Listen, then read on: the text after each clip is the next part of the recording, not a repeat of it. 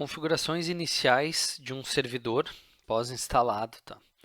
Então, nós vamos logar no nosso servidor, que recém foi completada a instalação.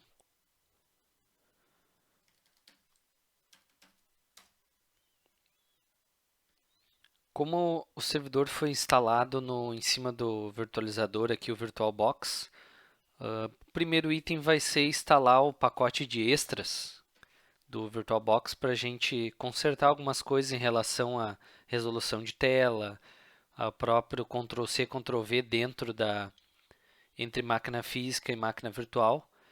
Então esse passo aqui é só para quem utiliza para montar algum ambiente ali para teste o VirtualBox.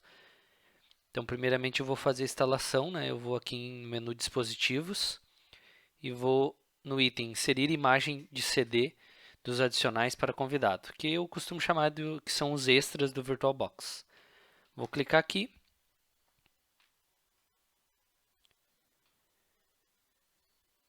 Aqui ele carregou o gerenciador do servidor, ele sempre carrega quando a gente loga no Windows Server, né? A não ser que a gente marque para ele não carregar mais. E normalmente quando a gente clica nessa opção aqui, ele carrega na tela um menuzinho para auto-executar. Quando isso não acontece, eu posso vir aqui pelo Explorer, este computador. Percebam que ele carregou aqui, ó, como se fosse a ISO, né? A mídia do VirtualBox. Eu vou entrar aqui e aí eu vou executar a opção aqui do VBox Windows Editions, que aí ele vai abrir o setup. Executei aqui. Essas outras telas é só avançar, que ele vai estar me dando o caminho padrão e ele vai me pedir algumas confirmações aqui durante a instalação.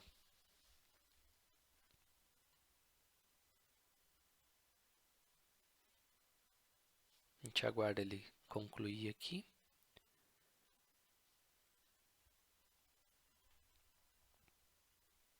Ó, ele pergunta, né, deseja instalar esse software de dispositivo, mostra ali que é da Oracle Corporation, sempre confiar e dou instalar. Ele deve pedir mais uma ou duas vezes ainda isso.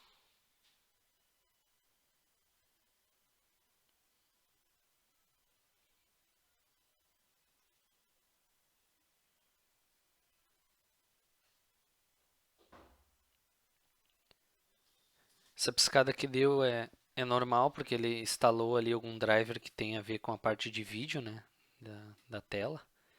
Então ele dá essa piscada aí sempre. Concluída a instalação, ele pede para se a gente quer reiniciar agora ou reiniciar manualmente mais tarde. Eu vou reiniciar mais tarde, porque aí eu já vou seguir com algumas outras configurações. Então vou marcar aqui que eu vou reiniciar mais tarde, Finish, e vou fechar aqui a telinha. Enquanto eu não reinicio, ele ainda não ajustou a resolução automaticamente, por isso que tem essa rolagem aqui. Depois que eu reiniciar, ele corrige isso de forma automática. Mas quando a gente loga no Windows Server e ele carrega o nosso gerenciador aqui do Windows Server, a gente tem uma opção aqui, ó, que é servidor local, nesse menu da esquerda. Nessa opção ele nos dá um atalho para uma série de itens. Então o primeiro item que eu vou ajustar aqui é o nome do computador, para que ele não fique esse nome que vem padrão aqui, ó. Eu vou clicar aqui, ele já me joga lá para a tela de alteração de nome.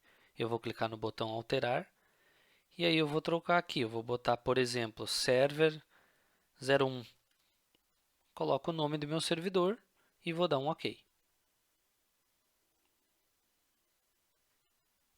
Ele vai dizer que para aplicar vai ter que reiniciar, eu vou dar um OK de novo, fechar e reiniciar depois. Além aqui da configuração de nome que a gente ajusta, nessa tela ele também me permite alterar já a configuração do IP da máquina. Então vou clicar aqui em endereço IPv4. Vou entrar aqui no único adaptador que eu tenho, dando 2 cliques. Vou em propriedades, protocolo IP versão 4, vou dar 2 cliques aqui em cima. Por padrão ele vem para pegar um IP automaticamente, né? Mas como a gente sabe por boas práticas, quando a gente trabalha com servidor, a gente coloca IP fixo no servidor. Então, eu vou marcar aqui, usar o seguinte IP, e aqui eu colocaria o IP da minha rede, né? No caso, eu vou colocar simulando aqui um IP, né? 192.168.0.2. A máscara de rede, no meu caso aqui também, 255.255.255.0. O gateway, que seria o equipamento que está me fornecendo a internet nesse momento, né? Eu vou colocar aqui 192.168.0.1, simulando que o meu IP de final 1 é o meu roteador, é o gateway da rede, que vai estar me fornecendo a internet ali. Em servidor de DNS, eu colocaria aqui também, como a gente está trabalhando com um Windows Server, a gente poderia ou ter o DNS interno da rede colocado aqui neste momento, ou colocar diretamente algum servidor que vai resolver os nomes externos.